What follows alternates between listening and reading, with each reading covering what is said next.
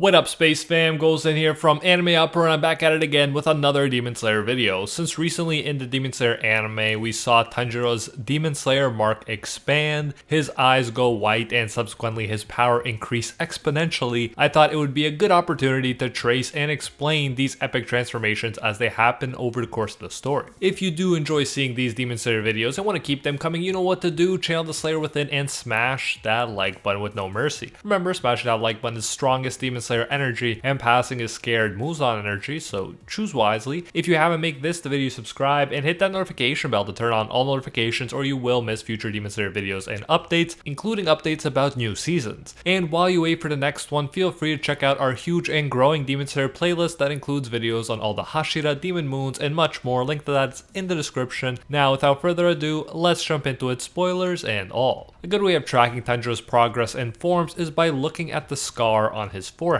When the series starts, before he becomes a Demon Slayer, there's just a patch of pink there. According to him, his forehead started to look like that when he saved his little brother from a falling vase, but Tanjiro's dad had like the exact same one, so it suggests Tanjiro was destined to get it anyways. This we can refer to as sleeping mark mode. The mark changes during final selection when Tanjiro fights the armed demon. He gets hit into a tree, and the next thing we know, he's got blood all over his scar. With this newly opened scar with a different look, he proceeds to actually beat the armed demon. The demon who even beat Sabito, a character Giyu singled out as being especially skilled. Since pre-scar transformation Tanjiro got hit around and post-scar transformation Tanjiro beat this insanely strong demon, it seems clear that even this early on, the changing scar was linked with power-ups, or at least it served to mark his growth and how far he's come up to this point. It's easy to miss the change the first time you watch, and I definitely did, and it could easily be glossed over as just a coincidence. But after you come back to it, knowing the significance of the scar, aka the evolving Demon Slayer mark, then it doesn't seem to be a coincidence at all anymore. After all his training, it seems like Tanjiro's Demon Slayer mark has awakened through his battle with a very powerful demon. After he takes the forehead bandages off, his scar stays looking different. It looks much more like the Demon Slayer mark that we see on the strongest Demon Slayer in history, Yorichi's forehead, during his flashback appearances. Albeit, Tanjiro's scar at this point does look a little more jagged and less wavy than Yorichi's. Tanjiro takes his current awakened mark on through the Rui fight, where he almost beat Rui with Nezuko's help. But then Rui took his own head off first, and Giyu had to come in to wreck the lower moon and thus save Tanjiro and Nezuko. Similarly, Tanjiro's mark stays the same as he beats Lower Moon 1 and Mu with Inosuke's help during the Mugen Train arc. However, when it comes to beating an Upper Moon, he needs to move beyond this new base form, and we see him tap into that new form in this new season, the Entertainment District arc. For most of the fight, Tanjiro keeps this base form mark, but in this form, he can't actually cut through Upper Moon 6 Gyutaro's neck. As we should know by now, the stronger the demon, the more difficult their neck is to cut. So when it comes down to it, and Tanjiro is trying to cut off Gyutaro's head, he tells himself a single blow won't be enough. He has to summon 100 times that strength. Gyutaro even notices the scar on his forehead change. Tanjiro's mark evolves and becomes less jagged and more wavy and darker like Yorichi's, and his eyes go white. There's a reason I jokingly call Demon Slayer Avatar the last Sunbreather. At this point, he almost seems to channel Sunbreather Yorichi, who's the strongest Demon Slayer in history and a kind of all-powerful Avatar-like character in the series. And as an Avatar, Tanjiro's eyes become all white here, and he gains this insane strength. Because Yorichi is such an important figure in the story who used the strongest breath to crush Muzan in the past, he represents the pinnacle of Demon Slayers. And whenever a character in some way gets closer to him, like Tanjiro with his evolved mark, it's a sign that the character has reached a new level in power. And surely enough, in this evolved mark form, Tanjiro is strong enough to cut off an Upper Moon's head. It's amazing, he did something in this form that even Tengen Ahashira failed to do. Another thing to consider is that while it took Zenitsu Inosuke to cut off Daki's head, Tanjiro cuts the neck of a much stronger Gyutaro using only his own sword. Unlike last time, Tanjiro's Demon Slayer mark doesn't stay the same, but reverts back into the old jagged one after the battle. It's sort of like he just went Super Saiyan and now returned back to his base form. Next, let's look at the fight between Tanjiro and friends versus Upper Moon 4 Hantengu. Interestingly enough, even though he doesn't have the evolved Demon Slayer mark active throughout the battle, I did notice that during chapter 123 on page 16, he is shown in a panel with the wavy and darker look of the evolved Demon Slayer mark. The context is that he just saved Mitsuri from a deadly attack, and the implication is he summoned extra strength as when he needed to cut Gyutaro's neck, but this time used it to get there in time and save Love Hashira Mitsuri from a lethal non-lethal wound. His mark then reverts to the jagged lighter one, suggesting that up to now he's been able to use the evolved one in short bursts and as needed. Then as Mitsuri awakens her mark and fights the strongest clone, Tanjiro uses Nezuko's fire to help turn his blade red, another similarity he has with Yoriichi, whose blade turned from black to bright red in battle. And as if to match the power up of the blade, Tanjiro's forehead mark again takes up the darker and wavy look of Yoriichi's, except this time his eyes don't go white, suggesting he has more conscious control of it by this point in the story.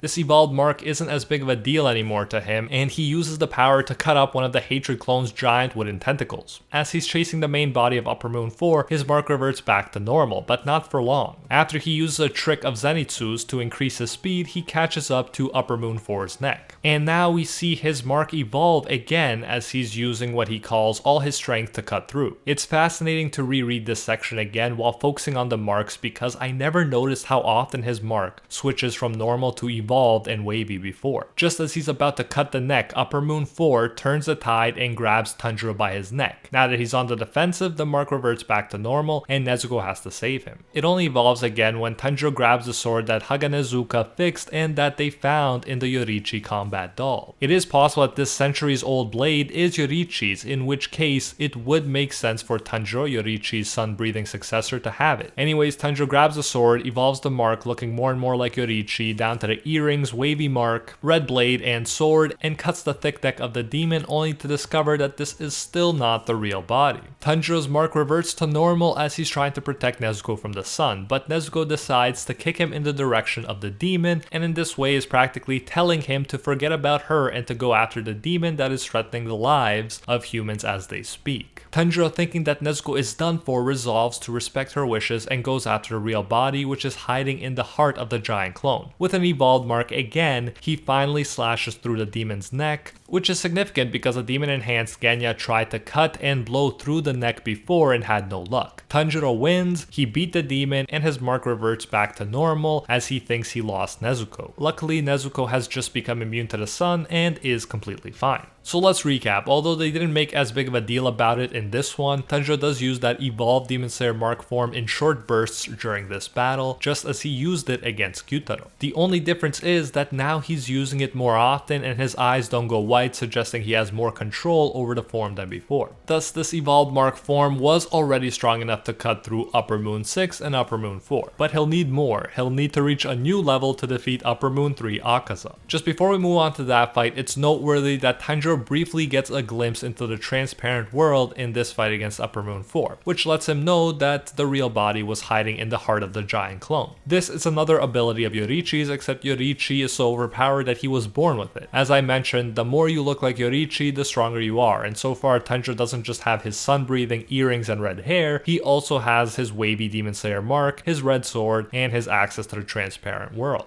So now let's move on to the fight against Akaza and see the form that allowed him to defeat the demon that was too powerful for even the gifted flame Hashira Rengoku. When Akaza shows up, Tanjiro's evolved wavy Demon Slayer mark was already activated, and for this fight it stays activated, which is already a difference from how it was against Upper Moon 4 Hantengu, where the mark kept switching back and forth. In one panel, Tanjiro's eyes go white again and veins appear on his face, and he succeeds in cutting through Akaza's arm, no small feat. The suggestion is, if he could cut through his arm, he could possibly cut through the neck as well. Tanjiro goes on to dodge one of Akaza's attacks, to Akaza's surprise and to the surprise of Gyu. Gyu's watching this from the side and thinks to himself that it wouldn't be an overstatement to say that Tanjiro's ability is equal to a Hashira's. So when he gets to this point in the story where he can maintain the evolved Demon Slayer mark for an extended period of time, Tanjiro is Hashira level. This version of Tanjiro not only earns respect from Gyu, but from Akaza too. The crazy thing is though, Tanjiro gets even stronger during this battle with a new form that pushes him beyond the Hashira level he's already reached at the beginning of the fight. It doesn't take long for Akaza to reveal how much stronger he is than Gyu and Hashira level Tanjiro working together. He just kicks Gyu far away and outclasses Tanjiro until Gyu comes to the rescue by taking off Akaza's arms before before Akaza can snap Tanjiro's sword. For the first time in a long time, Gyu is pushed to his limit, and then he surpasses it by awakening his own Demon Slayer mark. He even appears to see the transparent world and also gains access to increased speed and power. However, Akaza in turn quickly adapts to Gyu's increased speed. Even with a powered up Gyu, our side can't begin to turn the tide until Tanjiro begins to gain access to the Selfless State. Akaza is usually so accurate because he can sense fighting spirit, but in this next level state, where Tanjiro doesn't give off any fighting spirit or killing intent, he is able to better dodge Akaza's usually unerring blows, and he can even sneak up on him without being noticed. He also becomes better at entering the transparent world here. It's not just a glimpse as with Hantengu, he can maintain it and see through bodies. If he concentrates on the transparent world, his body is able to move faster than ever before. Tanjiro further explains that when he entered the transparent world, he dramatically increased the speed with which he could predict Akaza's moves and evade his attacks. Akaza's breathing and the flow of his blood become transparent to Tanjiro. Tanjiro also gets a faster and clearer grasp of the contractions of his own muscles. He acknowledges that Akaza may be able to sense his fighting spirit, but he can probably close it off and then aim for the upper moon's head. After Akaza performs one of the biggest flexes in anime by punching Gyu's sword and breaking it, he goes in to finish marked Gyu off. However, at this point, Tanjiro has accomplished what he wanted to do. He closed off his fighting spirit and thus was able to quickly sneak up on Akaza without being noticed. He takes Akaza's arm before it connects with Gyu. We then see this new form, which is characterized by a Demon Slayer mark that extends all the way between Tanjiro's eyes. His eyes also have an expressionless, detached kind of look, which goes with the whole not possessing fighting spirit thing. The form directly contrasts the vein popping one, where you can see the anger and exertion in his face and in his whited out eyes. Gyu comments that in this form, Tanjiro's breathing sounds different and his hair and eyes look different too. When Akaza sees this form, he freaks out. A dude that always loved the idea of fighting a strong opponent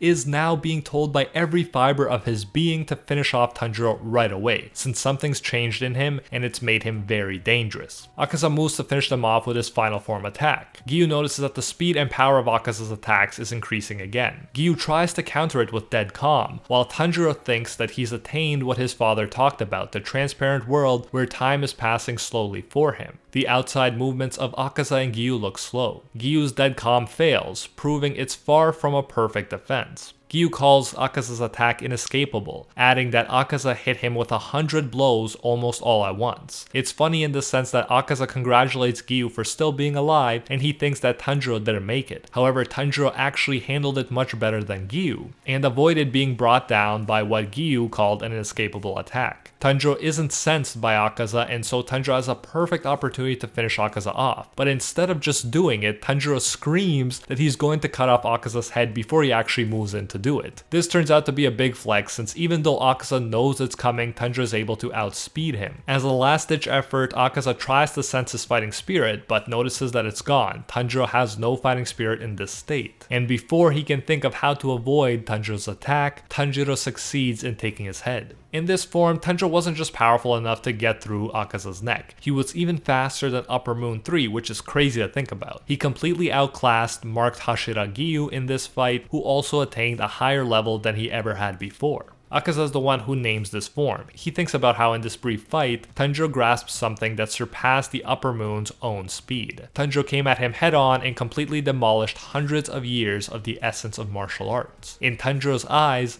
there was no hatred or anger, no malevolence or fighting spirit. Akaza guessed his eyes perceived the domain of supremacy the Upper Moon has been seeking his whole life, nothing less than the Selfless State. Akaza thinks to himself that he vaguely sensed that such a state existed, but even now, he had failed to reach it. After this, Tanjiro reverts to his pre-selfless state, probably because his body has reached its limit, as he says. Akaza's body, to everyone's shock, keeps moving like the Headless Horseman. Even though Tanjiro did reach a level that completely outclassed Akaza here, he couldn't maintain it any longer, and so it looked like Akaza was gonna win. He'd become like Muzan, a demon who cannot be beheaded, and crush the exhausted Tanjiro and Gyu. However, his memories start rushing back, and they help him decide to let go of the need to become any stronger. He self-destructs instead. He stops himself from regenerating, thinking that he already lost. In that moment when Tanjiro took his head, he suffered total defeat. He can't help but appreciate Tanjiro's bold and splendid technique, how he perfectly read Akaza's moves and spun in right on the edge of control and slashed before Akaza could even launch his attack. So to summarize the significance of that fight, Tanjiro reached a new form that surpassed Akaza, but couldn't maintain it after taking Akaza's head, and so Akaza still would have won if he chose to regenerate and become a demon immune to beheading, but he decided to happily accept defeat as his fiance's spirit wanted him to do. Then Tanjiro and Gyu collapse from exhaustion. When Tanjiro finally comes face to face with Muzan, his head is bandaged from the Akaza fight, so we can't see the Demon Slayer mark well, and it's definitely no longer making its way all the way down between his eyes. However, as they begin the fight, you can see some of it peek through the bottom of the bandages, and it is the evolved wavy version we discussed, the one reminiscent of Yorichi's. In this form, Tanjiro is not doing too well against Muzan and even loses one of his eyes to one of Muzan's attacks. Tanjiro is obviously not at 100% after his Akaza battle, and furthermore, when he tries to sniff out the transparent world,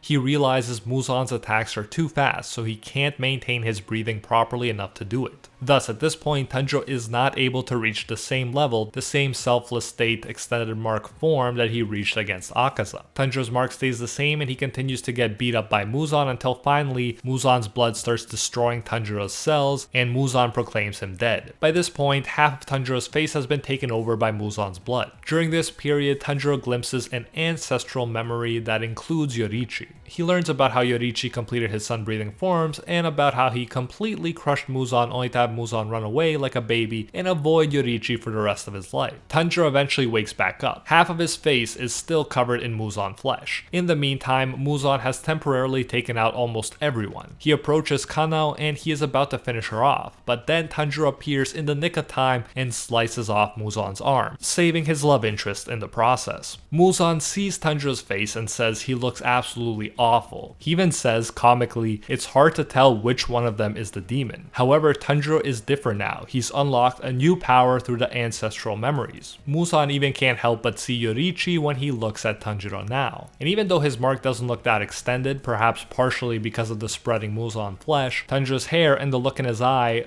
do look different. I've called this form Awakened Tanjiro before, so let's go with that name. In this form, Tanjiro is clearly more impressive than he was before he passed out, since he successfully snuck up on Muzan and effortlessly cut through his arm. And of course, whenever he gives off Yorichi vibes to Muzan like now, you know it's a big deal. As he reveals through the memories where he saw Yorichi using the forms, he noticed his own wasteful movements. He learned about how he was off with the angle of his wrist, the footwork, the intervals between breaths. He also figures out that the missing 13th sun-breathing form is actually the combination of the 12 known forms, completing a ring and repeating. This Awakened Tanjiro form has the potential to be the strongest form to date, and he succeeds in fighting one-on-one with Muzan more successfully and for longer than any other character, except of course Yorichi, who still is and will remain the strongest individual Demon Slayer. Muzan even thinks to himself that Tanjiro will never be Yorichi's equal. That's how much stronger Yorichi continues to be. Still, Muzan finds that he's having trouble finishing off this version of Tanjiro, and he realizes it is because Muzan himself is slowing down. He finds out that Tamayo actually mixed poisons into him, including one that made him age 50 years for every one passing minute. His body has been diverting strength to fight the rapid aging, making him struggle in fights that usually wouldn't pose a problem. As Muzan realizes, he's aged over 9,000 years in the past 3 hours. And it's funny, sometimes in the comments some people try to tell me that Muzan is stronger right now than he was against Yorichi because he had so much time to absorb more humans, and thus Tanjiro at this point might be even stronger than Yorichi was. But the opposite is the case. Because of Tamayo's mixed poisons, Muzan is undoubtedly weaker, and he even says so himself when he repeatedly suggests that Tanjiro is nowhere near Yorichi's level. The point is not that Tanjiro as a Demon Slayer surpasses Yorichi, it's that the team effort of Tanjiro, Tamayo, all of the Demon Slayer Corps, Yorichi and more could accomplish together what Yorichi couldn't accomplish alone. That being said, we will soon cover a form, Tanjiro's final form if you will, that is potentially stronger than Yorichi.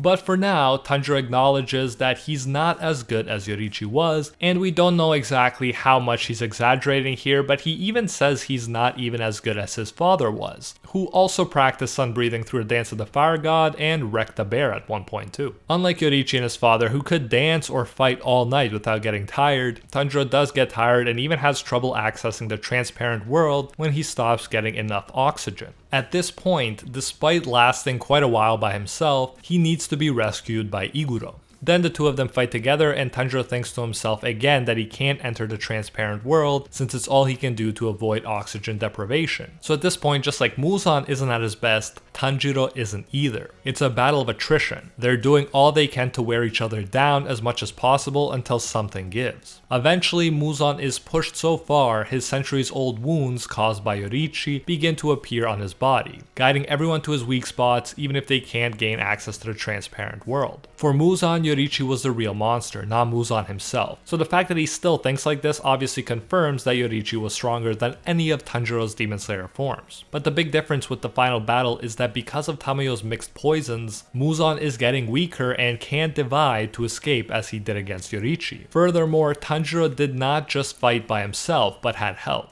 This final battle isn't about who has the strongest final form, since everyone is weakened. It's rather about persistence. And our side is persistent enough to keep Muzan busy until the sun finally comes up, and Muzan's big demon baby transformation doesn't save him either. However, I did speak about another final Tanjiro form, and it is the strongest. Muzan knew it was over for him, so before he passed away, he turned Tanjiro into a demon, into the next Demon King to be specific. Muzan poured all his blood and power into Tanjiro. Why? Because he wanted Tanjiro to be his successor instead of Yoriichi's. Also, Tanjiro is special because, as Muzan knew, he could conquer the sun and become the strongest demon ever. Because he shares Nezuko's blood and she conquered the sun, Muzan knows Tanjiro can do it too. And the fact that he uses the same breathing style as that monster Yoriichi, aka the strongest breathing style, also lends to the idea that Tanjiro can become the strongest demon ever. After all, the strongest Upper Moon was one that could use a breathing style, and not even a breathing style as good as sun breathing.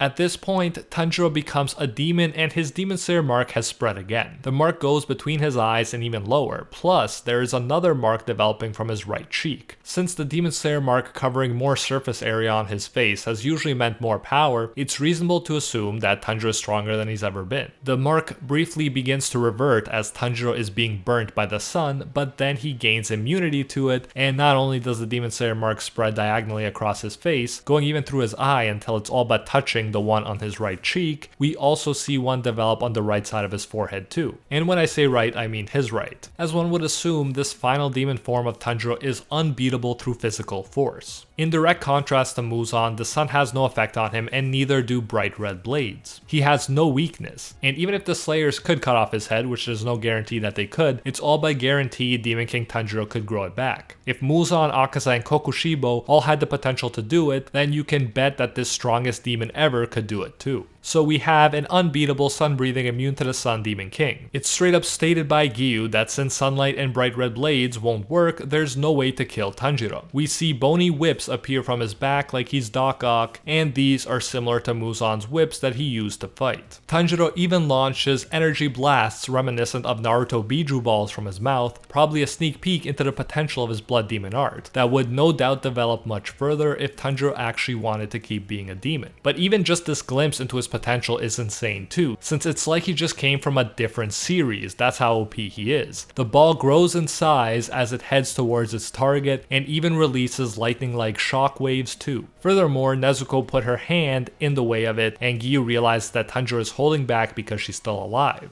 So this was actually a nerf to Biju Ball attack. Eventually, Kano comes and injects the medicine that, along with friendship and Tanjiro's own principles, allows him to turn back into human. Interestingly enough, Tanjiro's mark reverts back to the evolved wavy Yoriichi-like one, rather than to the jagged one he had before, even though he won't really need to fight anymore. At this point, Tanjiro has lost the use of an eye and an arm, which, since this isn't One Piece, does actually suggest that his character has been nerfed. Just think about Tengen and his own retirement. So unlike some shonen series, Tanjiro is actually weaker at the end, but it doesn't really matter since his goal wasn't to keep getting stronger and stronger, but to save his sister, stop Muzan, and then to live a simple happy life, and he accomplished all that. Side note, in the initial release of manga chapter 204, Tanjiro was shown using both arms to clean and eat in the end. But for the volume release, the mangaka fixed this mistake and apologized for it. So if you see him using his arm in one version of this chapter online, just keep in mind it was a mistake and Tanjiro's arm hasn't been miraculously healed. So we saw all of Tanjiro's forms and the powers he had access to while in those forms.